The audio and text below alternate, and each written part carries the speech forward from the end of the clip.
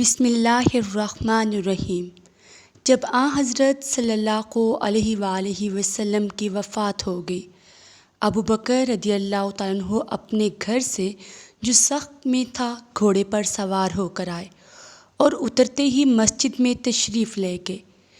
پھر آپ نے کسی سے گفتگو کیے بغیر عائشہ رضی اللہ تعالیٰ عنہ کے حجرہ میں آئے، جہاں نبی کریم صلی اللہ علیہ وآلہ وسلم کی لاش مبارک رکھی ہوئی تھی، اور نبی کریم صلی اللہ علیہ وسلم کی طرف گئے۔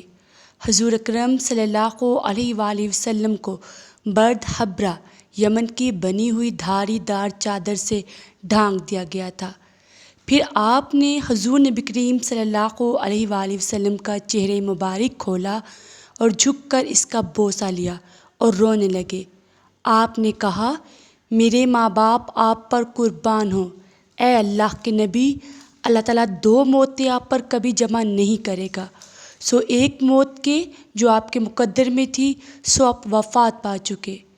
ابو سلمہ نے کہا کہ مجھے ابن عباس رضی اللہ تعالیٰ عنہما نے خبر دی کہ حضرت ابو بکر رضی اللہ تعالیٰ عنہ جب باہر تشریف لائے تو حضرت عمر رضی اللہ تعالیٰ عنہ اس وقت لوگوں سے کچھ باتیں کر رہے تھے۔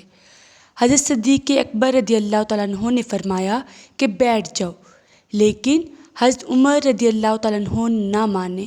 پھر دوبارہ آپ نے بیٹھنے کے لیے کہا، لیکن حضرت عمر رضی اللہ تعالیٰ عنہ نہیں مانے۔ آخر حضرت ابو بکر رضی اللہ تعالیٰ عنہ نے کلمہ شہادت پڑھا تو تمام مجمع آپ کی طرف متوجہ ہو گیا اور حضرت عمر رضی اللہ تعالیٰ عنہ کو چھوڑ دیا۔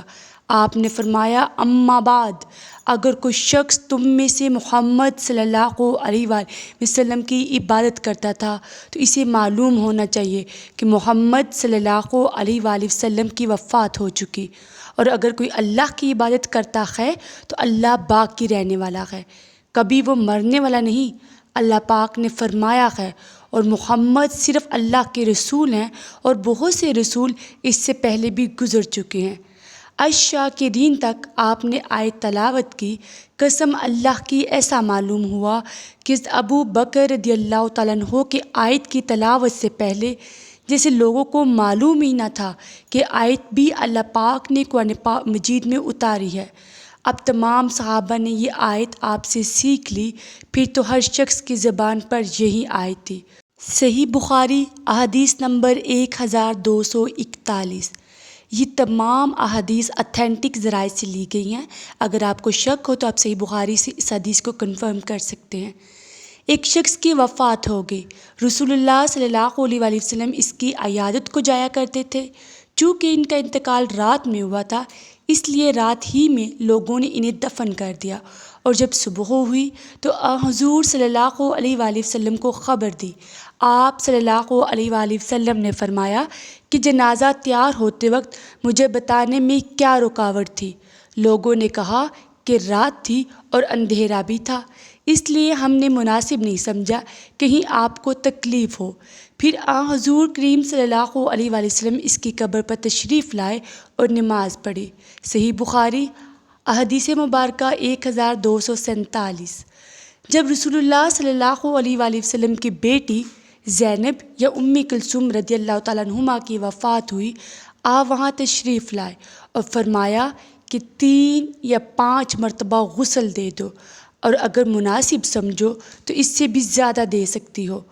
غسل کے پانی میں بیری کے پتے ملا لو، اور آخر میں کافور، یا یہ کہا کہ کچھ کافور کا استعمال کر لینا، اور غسل سے فارغ ہونے پر مجھے خبر دے دینا۔ چنانچہ ہم نے، یعنی کہ غسل دینے والی خواتین نے، جب غسل دے دیا تو آپ صلی اللہ علیہ وآلہ وسلم کو خبر دے دی۔ آپ صلی اللہ علیہ وآلہ وسلم نے انہیں اپنا ازار دیا اور فرمایا کہ اس کی قمیض باندھ دو، یعنی قمیض کو اس سے باندھ دیا جائے۔ آپ کی مراد اپنے ازار سے تھی۔ صحیح بخاری حدیث مبارکہ 1253۔ نبی کریم صلی اللہ علیہ وآلہ وسلم نے فرمایا کہ کسی کے اگر 3 بچے مر جائیں تو وہ دوزخ میں نہیں جائے گا، اور اگر جائے گا بھی تو صرف قسم پوری کرنے کے لیے۔ ابو عبداللہ امام بخاری رحمۃ اللہ علیہ فرماتے ہیں، قرآن کی آیت ہے، تم میں سے ہر ایک کو دوزخ کے اوپر سے گزرنا ہوگا۔ صحیح بخاری احادیث مبارکہ 1251۔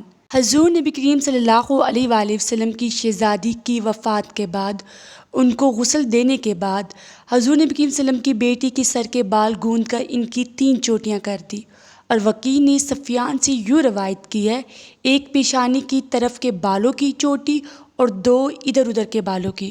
صحیح بخاری احادیث مبارکہ 1262۔ ایک شخص نبی کریم صلی اللہ علیہ وآلہ وسلم کے ساتھ میدان عرفہ میں وقوف کیے ہوئے تھا کہ وہ اپنے اونٹ سے گر پڑا اور اونٹ نے انہیں کچل دیا۔ رسول اللہ صلی اللہ علیہ وآلہ وسلم نے فرمایا کہ انہیں پانی اور بیری کے پتوں سے غسل دے کر 2 کپڑوں کا کفن دو، خوشبو نہ لگاؤ اور نہ سر ڈھکو، کیونکہ اللہ تعالیٰ قیامت کے دن انہیں لبیک کہتے ہوئے اٹھائے گا۔ احادیث مبارکہ 1266۔ اگر آپ نے ابھی تک میرے چینل زندگی بدلے کو سبسکرائب نہیں کیا تو پلیز اس کو سبسکرائب کر دیں، بیل آئیکن کو آل پہ پریس کر دیں اور ویڈیو کو لائک اور شیئر کرنا مت بھولیں تاکہ اس طرح کی اسلامی اور اوتھینٹک ویڈیو سب سے پہلے آپ تک پہنچ سکے۔ رسول اللہ صلی اللہ علیہ وآلہ وسلم نے فرمایا کہ خواب میں میرے پاس میرے رب کا ایک آنے والا فرشتہ آیا، اس نے مجھے خبر دی، یا آپ صلی اللہ علیہ وآلہ وسلم نے یہ فرمایا کہ اس نے مجھے خوشخبری دی کہ میری امت میں سے جو کوئی اس حال میں مرے کہ اللہ تعالیٰ کے ساتھ اس نے کوئی شریک نہ ٹھہرایا ہو تو وہ جنت میں جائے گا۔ اس پر میں نے پوچھا، اگرچہ اس نے زنا کیا ہو، اگرچہ اس نے چوری کی ہو؟ تو رسول اللہ صلی اللہ علیہ وآلہ وسلم نے فرمایا کہ ہاں، اگرچہ زنا کیا ہو، اگرچہ چوری کی ہو۔ صحیح بخاری احادیث مبارکہ 1237۔ ہمیں نبی کریم صلی اللہ علیہ وآلہ وسلم نے 7 کاموں کا حکم دیا اور 7 کاموں سے روکا۔ ہمیں آپ صلی اللہ علیہ وآلہ وسلم نے حکم دیا تھا جنازے کے ساتھ چلنا، مریض کی مزاج پرسی، دعوت قبول کرنے، مظلوم کی مدد کرنے کا، قسم پوری کرنے کا، سلام کا جواب دینے کا، چھینک پر یرحمک اللہ کہنے کا، اور آپ صلی اللہ علیہ وآلہ وسلم نے ہمیں منع کیا تھا چاندی کے برتن استعمال میں لانے سے، سونے کی انگوٹھی پہننے سے، ریشم اور دیباج کے کپڑوں کے پہننے سے، کسی سے، استبرق سے۔